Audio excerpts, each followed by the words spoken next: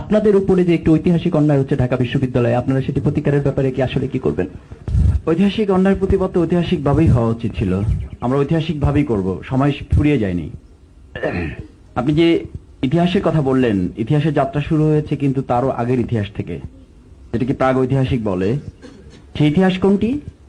আমার মধ্যে শিশির মোহাম্মদ মনির যেটি চাচ্ছেন সেটি হচ্ছে ঢাকা বিশ্ববিদ্যালয়ে তিনি চাচ্ছেন যেখান থেকে ইসলামী ছাত্র শিবিরের যাত্রা শুরু 1977 6 ফেব্রুয়ারি ঢাকা বিশ্ববিদ্যালয়ের কেন্দ্রীয় জামে মসজিদ থেকে শুরু হয়েছিল। রাসূল করিম সাল্লাল্লাহু আলাইহি সাল্লাম ইসলামের কার্যক্রম শুরু করেছিলেন মক্কা থেকে, প্রতিষ্ঠা পেয়েছেন মদিনাতে গিয়ে, ফিরে এসেছেন রক্তপাতহীন একটি মক্কা বিজয় নিয়ে।